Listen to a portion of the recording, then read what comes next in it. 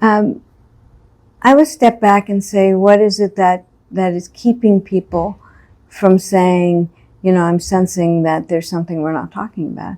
That is courage. That having the courage to say, it feels to me as if we know this is a problem, but we're not talking about it. Are you willing to discuss this that seems to be impacting us working together? So it's just stating the situation and ask if they're willing to look at it. But having the courage to do that. I mean, an elephant in the room is just a lack of courage. So it's stating it and making the request. Mm-hmm.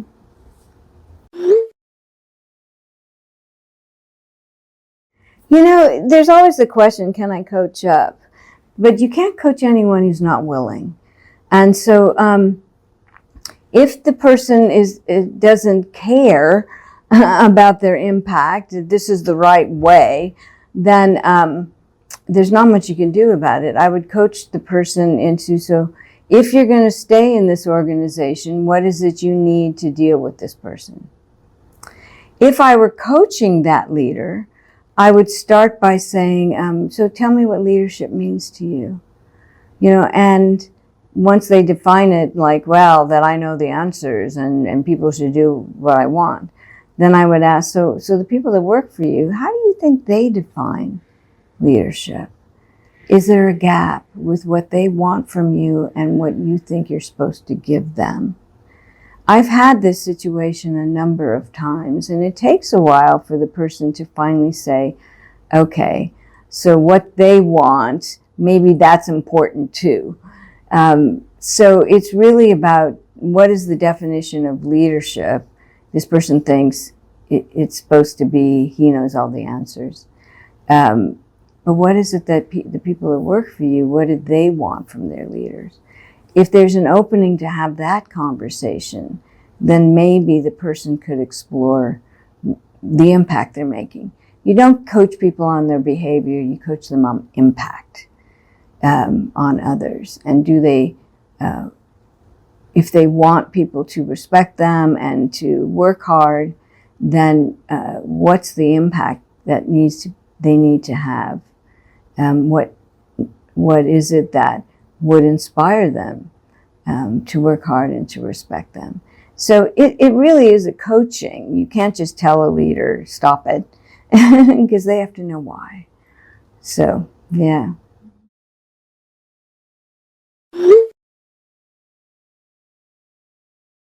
Well, it's two things. One, it's, well, this person is that way and you don't have an opportunity to change it. So what do you need to be able to handle your stress in working for this person? And what do you need to plan your future somewhere else? The other thing is, though, you can always ask the person, are you interested in knowing how to best manage me?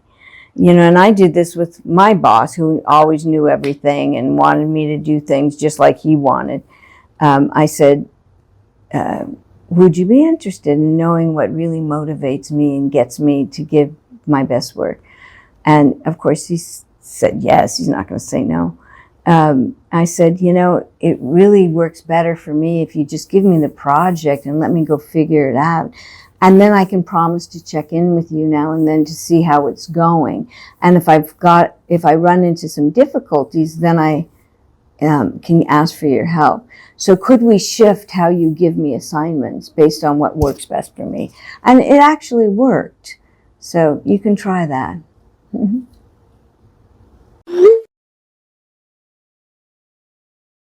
First off, you've got to be very clear.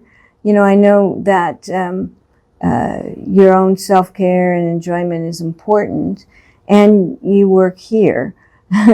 And so we have to achieve goals. So are you willing to look at how you could align what you want for your life with your job responsibilities?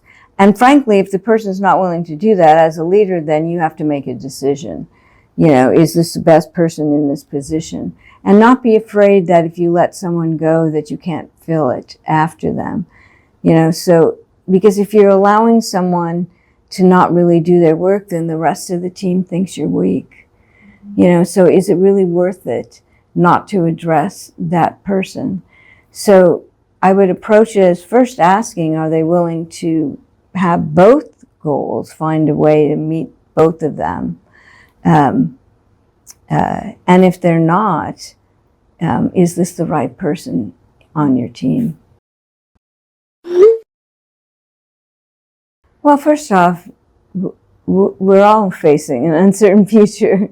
So if, again, you're putting out a general statement and it's different for every individual. So the first thing I need to find out is, what is it that you're afraid won't happen for you? If everything was going well, what would you want to do? We are so fogged up by fear that we don't even understand that if I try something and it doesn't work, that I would just go try something else. So I would still try to coach the person into defining what is most fulfilling for you in your future, knowing that the path may zigzag and not be straight, and is this motivating enough for you to stay on the path? So it could, generally when people are scared of an uncertain future, is because they don't have certainty of who they are and what they want to do.